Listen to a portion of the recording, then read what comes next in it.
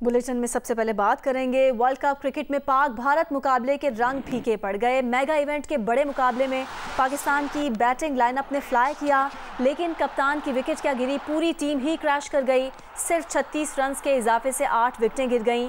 तीसरी विकेट 155 पर गिरी। पूरी टीम 191 रन पर ढेर हो गई। बाबर 50, रिजवान 49 रन के साथ नुमायां रहे। भारत ने आसान हदफ हंसते खेलते 31वें ओवर में 3 विकेट पर पूरा कर दिया। रोहित शर्मा ने 86 रन की जारहाना इनिंग्स खेली। श्रेयस अय्यर 53 रन बनाकर नॉट आउट रहे। 19 रन के एवज 2 विकेट्स हासिल करने वाले Jasprit Bumrah man of the match करार पाए। वर्ल्ड कप के बड़े मुकाबले में पाकिस्तान टीम की कारकर्दगी ने शायकीन को मायूस किया। मोदी क्रिकेट स्टेडियम में आने वाले शायकीन का कहना है कि पाकिस्तानी टीम अच्छा नहीं खेली। बाबर के बाद बैटिंग लाइन फ्लॉप हो गई। तफसीलात बताएंगे अहमदाबाद से नुमाइंदा जियो न्यूज़ अतीकुर रहमान। लोगों को उम्मीद थी कि आज बड़ा कांटे का मैच होगा, लेकिन ऐसा हुआ नहीं। क्या हुआ पाकिस्तान टीम को? पाकिस्तान शायद प्रेशर में, इंडिया का प्रेशर में आ गए हैं और अच्छे से परफॉर्म नहीं कर पाए आज। बाबर आजम से सबसे ज़्यादा उम्मीद थी, लेकिन उनके जाने के बाद में थोड़ा सा निराशा ही मिली हमें। और ऐसे आप देखोगे पूरे मैच के दौरान पाकिस्तान टीम प्रेशर में लगी। हम उम्मीद कर रहे थे एक भी 6 नहीं लग पाया। सिर्फ शाहीन अफरीदी को छोड़ दें तो कोई भी ऐसा ना, सब लोगों की परफॉर्मेंस अंडर ही रही, जो अंडर एक्सपेक्टेशन रही। पाकिस्तान की वो टीम ही नहीं थी जो टीम होनी चाहिए थी। But we are looking for another match India versus Pakistan in the semifinal और फाइनल। बाबर आजम से काफ़ी उम्मीदें थी और अपना जो अब्दुल्ला शफीक था वो भी अच्छा खेल रहा था, but at the end India अच्छी खेली तो मैच जीत गए। पाकिस्तान का पोटेंशियल था लेकिन खेल नहीं पाई ठीक से। मेरे हिसाब से गेंदबाजी शाहीन शाह अफरीदी ने अपने दम से पूरी नहीं करी, बट अगले मैच के लिए आपको ऑल द बेस्ट। बुमराह और कुलदीप यादव वो सेशन है, बहुत अच्छा बॉलिंग करना है और पाकिस्तान मिडिल ऑर्डर थोड़ा वीक है। Rohit Sharma was amazing. हमें लगा 300 रन तो चेस मिलेगा ही इंडिया को, but it was unexpected. It was a great win for India. Now we are looking for semi-finals and finals for India. जैसे कि इंडिया ने खेला, बढ़िया खेला है कि अगर पाकिस्तान की टीम ऐसे ही खेलती तो मैच का हाल और कुछ होता है। मजा सर जब आता, जब कुछ पाकिस्तानी फैंस भी होते, दिल खुश हो जाता, मजा आ जाता। सही उनको वीजा ही नहीं दिया, ये गलत बात है। थोड़ा बहुत मजा तब आता। आज वाकई शायकीन जो है इतने ज्यादा खुश नहीं है कि ऐसा एक्साइटेड मैच नहीं हुआ, वन साइडेड मैच हुआ। खैर आगे फिर होगा और फिर देखेंगे। फ़लस्तीनियों से इज़हार यकजहती के लिए बरतानवी दारुल हुकूमत लंदन समेत कई शहरों में लोगों का सैलाब उमड़ आया। गज़ा पर इसराइली जारियत के खिलाफ कई मकामात पर मुजाहरे किए गए। बरतानवी वज़ीर आज़म की रिहाइश गाह 10 डाउनिंग स्ट्रीट और पिकेडली सर्कस समेत कई मकामात की फ़ज़ा नारों से गूंज उठी। बरतानिया के शहर ब्रेडफोर्ड में भी फ़लस्तीनियों से इज़हार यकजहती के लिए सैकड़ों अफराद ब्रेडफोर्ड सिटी हॉल के सामने जमा हुए। मैनचेस्टर, ब्रिस्टल, ग्लासगो में भी मुजाहरे किए गए। शहरियों ने आलमी बिरादरी और अक़वाम मुत्तहिदा से जंग बंदी के लिए अपना मुस्बत किरदार अदा करने का मुतालबा किया। एक बार फिर बात करेंगे पाक भारत टाकरे की। शायकीन क्रिकेट कौमी टीम की परफॉर्मेंस से खासे मायूस नजर आए। किसी ने टीम की परफॉर्मेंस पर और किसी ने सिलेक्शन पर सवाल उठा दिए। किसी ने भारत से हारने को रिवायत ही करार दिया तो किसी ने कहा कि दिल टूट गया। डिसअपॉइंटमेंट थी, एक बैटिंग पिच पे लोग बैटिंग नहीं कर सके, इससे बड़ी क्या डिजास्टर वाली बात हो सकती है। But let's hope for the best आगे के लिए। बट दिस मैच हम लोग बहुत दिल टूट गया और कुछ नहीं कह सकते। ओपनर्स में हमें रिस्क क्रिकेट खेलनी पड़ेगी, थोड़ी सी स्ट्रैटेजी चेंज करें। Head up boys, we are capable of it and we will win. क्या हुआ आज जो हुआ है ये तो हमेशा ही होता है तो इसमें कोई चेंजिंग नहीं है। बाबर एंड रिजवान उनके आउट के बाद तो फुल डाउनफॉल था टीम का। 100 पे 2 विकेटें सिर्फ और 198 पे पूरी टीम उतर गई। तो मैं समझता हूँ उनको प्रेशर नहीं लेना चाहिए। गेम किया तो गेम को सोचना चाहिए, उनको ये नहीं सोचना चाहिए कि इंडिया में खेलने। अब क्या कर सकते हैं, वो प्रेशर इतना ले लेते हैं इंडिया के साथ। और रोहित शर्मा की कैप्टनसी इतनी अच्छी थी और बाबर आजम आउट हुए तो सब लाइन से आउट हो गए। तो अब क्या कह सकते हैं हम। आप क्यों इतना रो रही हैं? रोए नहीं, देखिए हार जीत नहीं मैं रो नहीं रही, मैं हंस रही हूँ। लेकिन आपका ऐसा लग रहा है, देखिए डिसअपॉइंटमेंट होती है, लेकिन अब इतनी भी नहीं डिसअपॉइंटेड नहीं। इंशाल्लाह पाकिस्तान फिर जीत जाएगा। जग सूना सूना लगे। हमारे को इतनी मायूस हुई है कभी जिंदगी में नहीं हुई है। बहुत इतना शदीद दुख हुआ है, हम कह रहे हैं कि स्क्रीनें फाड़ दें। और पाकिस्तान क्रिकेट टीम के डायरेक्टर मिकी आर्थर का कहना है कि टीम आज अच्छा नहीं खेली। ये एक बड़ा मैच था, 191 पर आउट होना मुनासिब नहीं। इंडिया ने अच्छी बॉलिंग की। निकी आर्चर ने मजीद कहा कि आज का मैच आईसीसी इवेंट नहीं, बीसीसीआई का होम इवेंट लगा। इतने बड़े क्राउड की मौजूदगी में पाकिस्तान के नगमे भी नहीं चलाए गए। स्टेडियम में पाकिस्तान के लिए नारे कम ही लगाए गए। निकी आर्चर ने एतराफ़ किया कि टीम बहादुरी से नहीं खेली, आज प्लेयर्स ऑफ कलर थे। उन्होंने कहा कि टीम हर मैच जीतने के लिए मैदान में उतरती है, माजी के रिकॉर्ड सिर्फ मीडिया पर चलते हैं। निकी आर्चर ने कहा कि पुरुम्मीद है कि पाकिस्तान टीम भारत के साथ फाइनल खेलेगी। उन्होंने कहा कि ये लंबा वर्ल्ड कप है, हम 3 में से 2 मैचेस जीते हैं, टीम में कोई अफरा तफरी नहीं, तहम्मुल के साथ अगले मैच पर फोकस करेंगे। निकी आर्चर ने यह भी कहा कि भारतीय टीम ने बताया है कि यहाँ की विकेटों पर कैसे बॉलिंग करनी है। हम एक मौके तक अच्छा खेले मगर उसको लंबा ना ले जा सके। 350 का सोचकर मैदान में आए थे, बैटर्स से ज़्यादा दलेरी की उम्मीद है। हम इस मैच का तज्जिया करेंगे कि कहाँ क्या गलतियाँ हुई हैं। ISPR ने एक बयान में कहा है कि सिक्योरिटी फोर्सेज ने शिमाली वज़ीरिस्तान के इलाके मीर अली में दहशतगर्दों की मौजूदगी की खुफिया इत्तला पर ऑपरेशन किया है।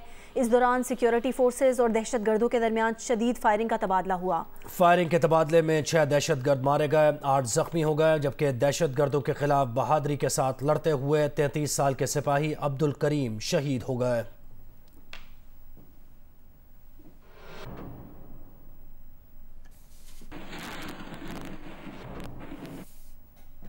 सरबराह JUIF मौलाना फजलुर रहमान ने कहा है कि अब पाकिस्तान में ज़बरदस्ती और धांधली नहीं, आइन चलेगा। कोई उनकी जमात को पार्लियामेंट से बाहर रखेगा तो वो उन्हें पार्लियामेंट से बाहर नहीं आने देंगे। पेशावर में मुफ्ती महमूद कॉन्फ्रेंस से खिताब में मौलाना ने कहा कि इस्टेब्लिशमेंट, ब्यूरोक्रेसी और सियासत मगरिब के दबाव में है। धांधली की बुनियाद पर मुल्क में बैनुल अक़वामी एजेंडा मुसलत किया गया। PTI दौर में पाकिस्तान तरक्की में 24 नंबर से 47 नंबर पर आया।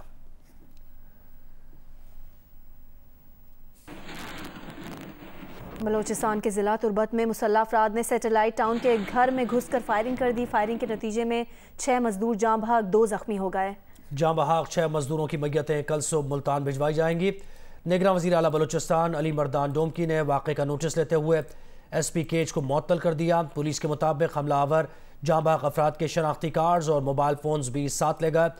वाक़े के ज़ख्मियों और जाँ बहक मजदूरों के लवाहिकीन को हुकूमत बलोचिस्तान के तैयारे में मुल्तान रवाना कर दिया गया।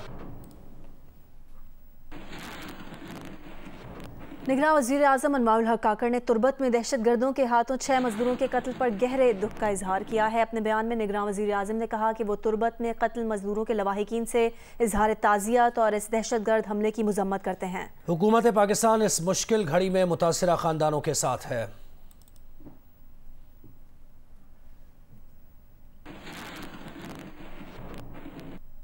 पेशावर हाई कोर्ट ने गैर कानूनी मुकीम अफगान बाशिंदे को पाकिस्तानी खातून से शादी की बुनियाद पर पाकिस्तान में रहने की इजाज़त दे दी। अफगानी बाशिंदे को पाकिस्तानी शहरियत देने का हुक्म जारी कर दिया। फैसले में महकमा दाखिला को जीनत बेगम के शौहर को पाकिस्तानी शहरियत देने का हुक्म दिया गया है। Welcome back. मिस्र ने अमरीकियों और दीगर गैर मुल्कियों को रफा क्रॉसिंग से इनखला के लिए गजा में इमदाद बहाल करने की शर्त लगा दी है। मिस्री हुकाम ने गजा से गैर मुल्कियों के इनखला के लिए रफा क्रॉसिंग खोलने से इनकार कर दिया है। अमरीकी हुकाम ने आज रफा क्रॉसिंग से अमरीकियों के इनखला का बताया था। हमास के सरबराह इस्माइल हनिया ने कहा है कि इसराइल गजा पट्टी के अवाम को हिजरत पर मजबूर करने की कोशिश कर रहा है। न मगरबी किनारे के फ़लस्तीनी अपनी सरजमीन छोड़ेंगे और ना ही गजा पट्टी के अवाम। इस्माइल हनिया ने कहा कि हमास और दीगर फ़लस्तीनी मज़ाहिमती ग्रुप इसराइल के नापाक अज़ाइम को नाकाम बनाएंगे। हमास ने आम शहरियों को नुकसान ना पहुंचाने की बारहा यकीन दहानी कराई। इसराइली प्रोपेगेंडा हमास की बंदूकों को खामोश नहीं कर सकता। फ़लस्तीनियों को ज़बरदस्ती उनकी अपनी सरजमीन से बेदखल करने की कोशिश नाकाम बनाएंगे। और इसराइली फ़ौज की शिमाली गजा से निकलने की डेडलाइन के दौरान भी बमबारी जारी है। शिमाली गजा से जनूबी गजा जाने वाले 250 फ़लस्तीनी रास्ते में बमबारी से शहीद हो गए हैं। इसराइली हमलों में शहीद फ़लस्तीनियों की तादाद 2215 हो गई है। गजा की पट्टी में इसराइली बमबारी से ज़ख्मी फ़लस्तीनियों की तादाद 8714 हो गई है। इसराइली बमबारी से शहीद फ़लस्तीनियों में 1000 से ज़ायद बच्चे और ख़वातीन हैं। 7 अक्टूबर को हमास की क़साम ब्रिगेड के ऑपरेशन तूफ़ान अल-अक्सा में 200 से ज़ायद फ़ौजियों समेत 1300 इसराइली हलाक हुए थे।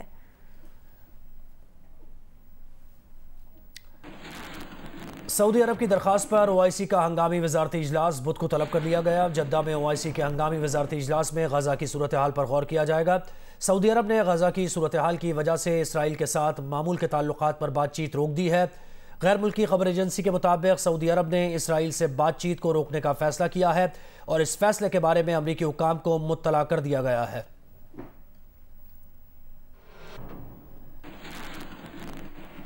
CNN की सहाफ़ी ने इसराइली दावों की तायीद करने पर माफ़ी मांग ली है। CNN की सहाफ़ी सारा सिडनर ने इसराइली दावों की बुनियाद पर कहा था कि हमास के फाइटर्स ने बच्चों को कत्ल किया है, मगर अब सारा सिडनर ने कहा है कि अब इसराइली हुकूमत का कहना है कि उनके पास इसराइली बच्चों के कत्ल का कोई सबूत नहीं है।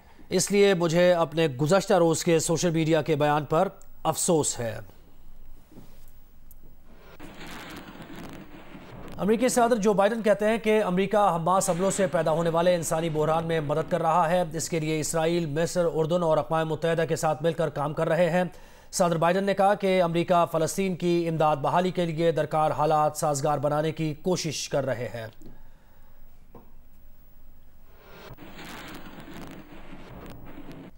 दीगर खबरें शामिल करेंगे। सियालकोट में तूफानी बारिश और याला बारिश से सैकड़ों एकड़ पर खड़ी धान की फसल तबाह हो गई। याला बारिश से मुतादिद परिंदे भी हलाक हो गए। नुकसान तहसील पसरूर के देहात भेलरा बाजवा, कलासवाला, शाह हुसैन और तहतपुर में हुआ। भेलरा बाजवा में बड़ी तादाद में खेतों में मुर्दा परिंदे पाए गए।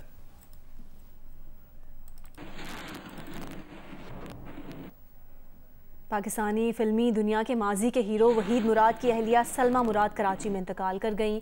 वो तवील अरसे से बीमार थीं। उनकी नमाज जनाजा इतवार को बाद नमाज असर डिफेंस फेज़ 4 कराची की मस्जिद सुल्तान में अदा की जाएगी। सलमा मुराद और वहीद मुराद की शादी 17 सितंबर 1964 को हुई थी। सलमा मुराद के साहबजादे आदिल मुराद बैरून मुल्क मुकीम हैं। वो वालिदा के जनाजे में शिरकत के लिए आज पाकिस्तान पहुँचेंगे।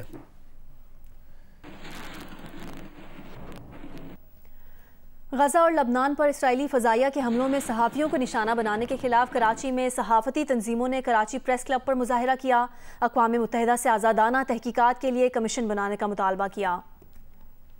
मुक़र्रीरीन ने कहा कि एक हफ्ते में इसराइल ने 11 सहाफ़ियों को शहीद किया है।